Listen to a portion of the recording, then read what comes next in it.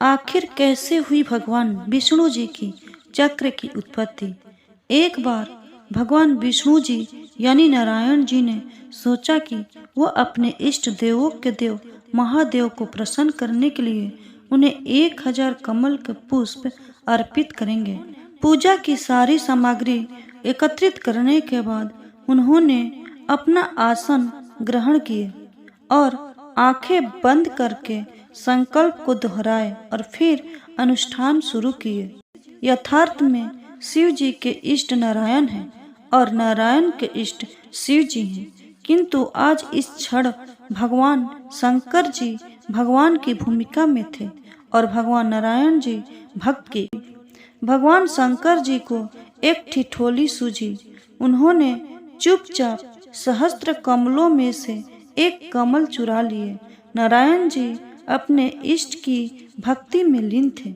उन्हें इस बारे में कुछ पता भी नहीं चला। जब 999 कमल चढ़ाने के बाद नारायण ने 1000वें कमल को चढ़ाने के लिए थाल में हाथ डाला तो देखा कमल का फूल नहीं था।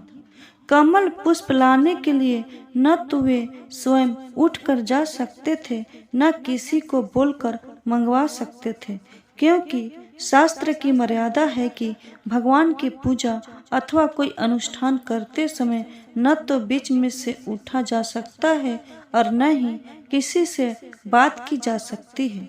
वो चाहते तो अपनी माया से कमल के पुष्पों का ढेर थाल में प्रकट कर लेते, परंतु इस समय वे भगवान नहीं बल्कि अपने इष्ट के भक्त के रूप में थे।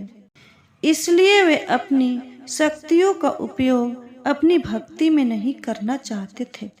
नारायण जी के मन में विचार आया कि लोग मुझे कमल नयन बोलते हैं, तो क्यों न मैं अपनी आँख शिव जी को अर्पित कर दूं। यही सोचकर नारायण जी ने अपनी एक आँख शरीर से निकालकर शिव जी को कमल पुष्प की तरह अर्पित करके अपना अनुष्ठान पूरा किए। नारायण जी का इतना समर्पण देखकर शिव जी बहुत प्रसन्न हुए। उनके नेत्रों से प्रोमाश्रु निकल पड़े।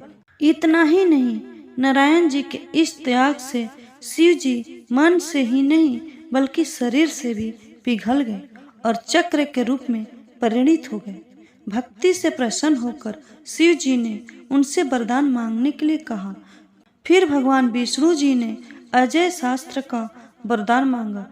शिव शंकर जी फिर उन्हें सुदर्शन चक्र दिए। विष्णु जी ने उस चक्र से दैत्यों का संहार कर दिए और देवताओं को दैत्यों से मुक्ति मिली। इस तरह सुदर्शन चक्र भगवान विष्णु जी के साथ सदैव रहने लगा।